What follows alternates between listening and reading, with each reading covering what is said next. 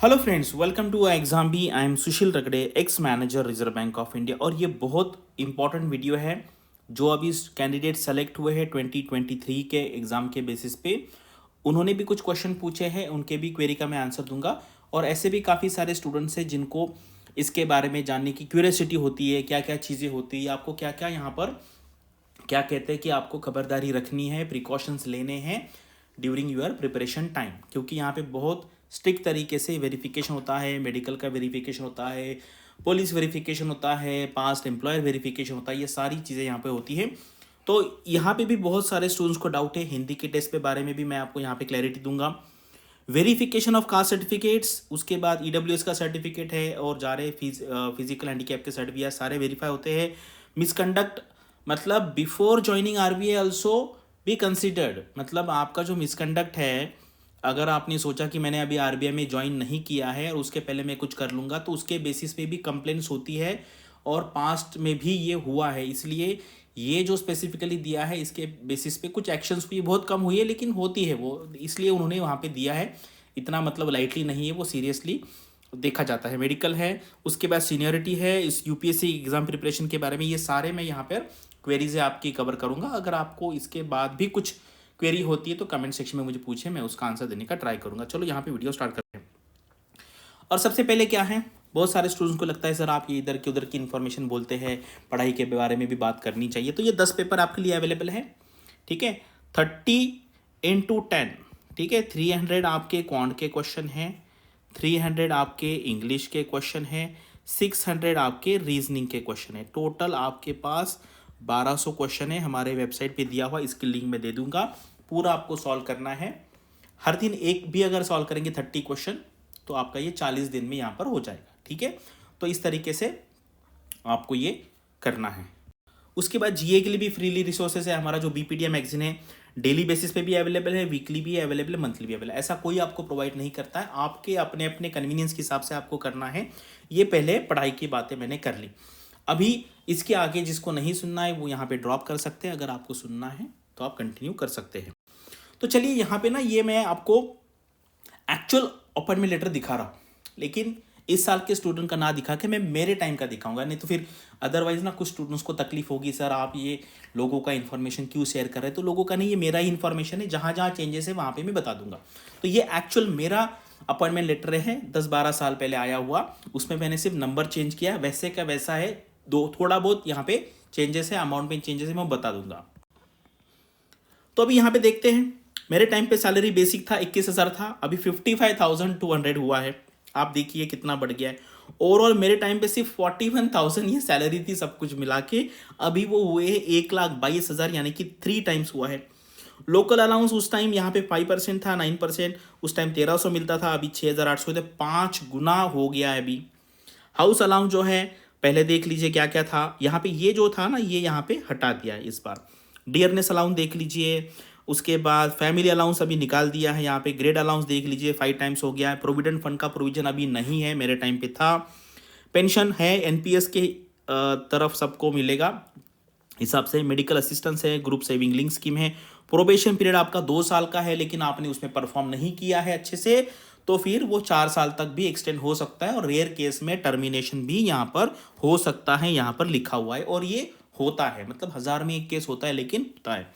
Training है, उसके बाद कंफर्मेशन है, कंफर्मेशन भी मतलब एग्जाम से आपका। उसके बाद हमारे टाइम पे पीआर कहा जाता है, परफॉर्मेंस अप्रेजल रिपोर्ट। अभी की रिजल्ट एरिया केआरए आ गया अभी रिसेंटली, मुझे पता नहीं अभी किस तरीके से चेंजेस हुआ है। प्रज्ञा एग्जामिनेशन जो मैंने लिखा था हिंदी के बारे में, अगर आपको हिंदी नहीं आती है, ठीक है, तो मैं इसके बारे में कमेंट सेक्शन में लिख दूंगा, क्योंकि जिसको हिंदी नहीं आती उसको मैं जो क्या कह रहा वो भी समझेगा नहीं। लेकिन जो लोगों ने हिंदी स्कूल में कॉलेज में नहीं पढ़ी है उनको अलग टाइप के प्रज्ञा एग्जाम है वो देना पड़ता है। अगर एग्जाम पास नहीं किया तो आपको निकाला नहीं जाएगा, लेकिन आपका प्रमोशन नहीं होगा, आपको इंक्रीमेंट्स नहीं मिलेंगे। तो ये बात बहुत लोगों को पता नहीं है, और मुझे नहीं लगता किसी ने अब तक ये बात बताई होगी। ये सारी चीज़ें होगी। उसके बाद सीनियरिटी, अभी आपका जो रैंक है यहाँ पर, अभी आपका ग्रेड बी एग्जाम में जो रैंक आया है उसी के बेस पे आपका सीनियरिटी डिसाइड होगी, बैच की सीनियरिटी। आपको पता है दिस टाइम 222 लोग हैं, लेकिन अगर कोई यहाँ पे लेट ज्वाइन करता है तो उसका रैंक सबसे नीचे आ जाएगा। मान लीजिए आपका रैंक 1 2 3 4 5 में है, और अगर आपने लेट ज्वाइन किया है तो आपका रैंक सबसे नीचे चला जाएगा, क्योंकि सीनियरिटी आपका रैंक और डेट ऑफ ज्वाइनिंग इसके बेसिस पे डिसाइड होती है। Posting and transfer all India level पे कहीं पे भी होती है। मेडिकल एग्जामिनेशन होता है, इसके बारे में लगता है तो मैं अलग से वीडियो बनाऊंगा, ये बहुत इंपॉर्टेंट टॉपिक है। आउटसाइड एम्प्लॉयमेंट है, यहाँ पर यूपीएससी प्रिपरेशन करने में कोई दिक्कत नहीं है। अगर आप प्रीलिम्स निकल जाते हैं, प्रीलिम्स आप निकालते हैं, तो आपको ऑफिशियली यहाँ पे छुट्टी मिलती है, लॉस ऑफ पे रहेगी लेकिन मिलती है। आरबीआई में एक सर्कुलर है जिसमें आरबीआई कहता है कि we promote our officers to appear for the RBI grade B examination, तो यूपीएससी एग्जामिनेशन। तो आपको यहाँ पर कोई दिक्कत नहीं है, आरबीआई में जाने के बाद भी आप यूपीएससी एग्जाम दे सकते हैं, भले आपने इंटरव्यू में कुछ भी कहा हो। ठीक है, बाकी सर्टिफिकेट एंड टेस्टिमोनियल जो भी आपके हैं कैटेगरी सर्टिफिकेट, वो आपको फिर से यहाँ पे चेक होते हैं। अगर किसी ने निकाल लिया है फेक टाइप का या कुछ गलती से पैसे भी से देखे, तो इसका वेरिफिकेशन फिर से होता है। ठीक है, ये सर्टिफिकेशन ऑफ रिलीज है, यानी कि आप जो रिलीविंग सर्टिफिकेट है वो भी यहाँ पे चाहिए होता है। एडिशनल इन्फॉर्मेशन है, एक्ट ऑफ मिसकंडक्ट, ये देखो ये बहुत इंपॉर्टेंट है, मैं फिर से पढ़ता हूँ। जो लोग सेलेक्ट हुए हैं उनको बहुत अच्छे तरीके से ध्यान देना है।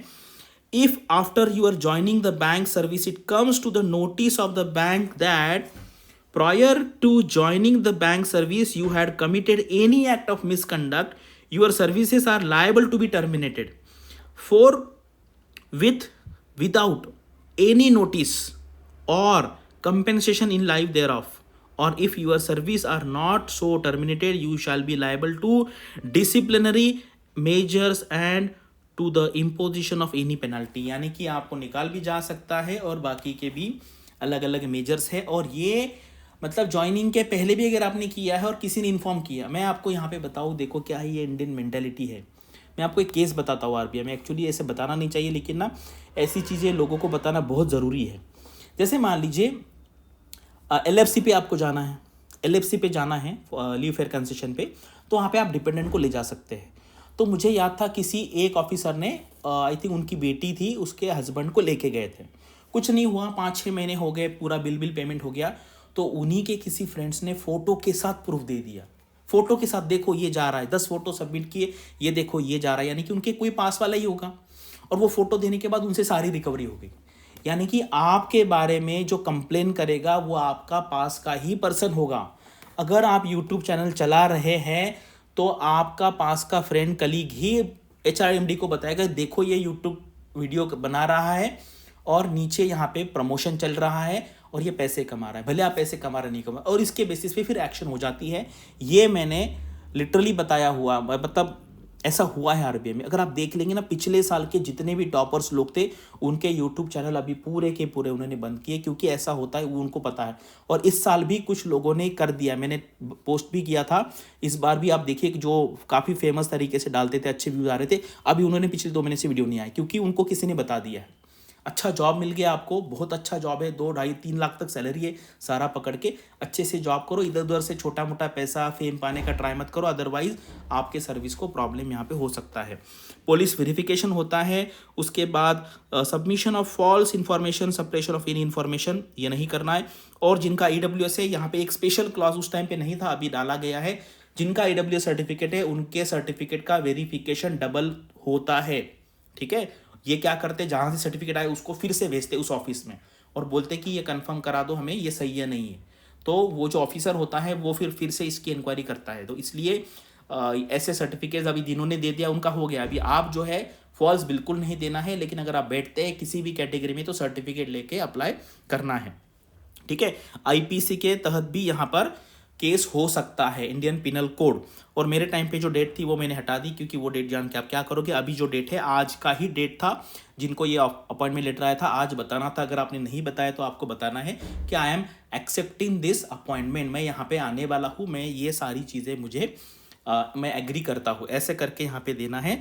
और यहाँ पे मेरे यहाँ पे मेडिकल के बारे में, मेरा नागपुर में हुआ था मेडिकल चेक गवर्नमेंट कॉलेज में, तो इनके लिए अलग एक मेडिकल का उन्होंने दिया है, क्या क्या टेस्ट होंगे उसके बारे में मैं अलग से वीडियो बनाऊंगा। तो ये है अपॉइंटमेंट लेटर, 90% सेम है, थोड़ी अमाउंट चेंज है और 2-3 चीज़ें यहाँ पे एडिशन डिलीशन किया है। अभी मेरे पास 4-5 लोगों ने उनका भी भेजा था, लेकिन मुझे लगा कि यार उनका दिखाना अच्छा नहीं होगा, मेरा मैं यहाँ पे दिखा दे रहा हूँ।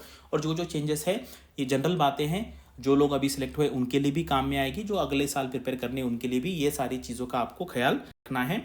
और अगर आपको आरबीआई का प्रिपरेशन करना है, डिस्क्रिप्टिव आंसर राइटिंग करना है, तो देखो हमारे सारे क्लास के बाद हम इस तरीके से आपको कंटेंट देते हैं जिसमें क्वेश्चंस रहेंगे, आंसर्स रहेंगे, जो इंपॉर्टेंट रिपोर्ट्स है, फाइनेंशियल स्टेबिलिटी रिपोर्ट जिसके बारे में एग्जाम में क्वेश्चन आते भी है, पहले भी आए हैं, इसके बारे में आपको एमसीक्यूज भी मिलेंगे, डिस्क्रिप्टिव क्वेश्चन आंसर्स भी यहाँ पर मिलेंगे। तो इस तरीके से आपको तैयार करनी है तो आप उस नंबर पे फ़ोन करके पूछ सकते हैं। ग्लोबल इकोनॉमिक प्रॉस्पेक्ट्स, इसके बारे में मैंने स्पेशल क्लास भी लिया था और इसके आज के डेट में ऐसे रिपोर्ट्स पे बहुत सारे क्वेश्चन आ रहे हैं।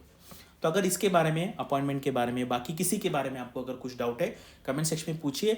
और वो जो फेज़ 1 का मॉक टेस्ट है वो आपको 100% देना है। हमारा बीपीडिया जो फ्री रिसोर्स है वो उसका भी आपको यूटिलाइजेशन करना है, पढ़ना है। उसमें से नियर अबाउट 50% के आसपास कवरेज हो जाता है।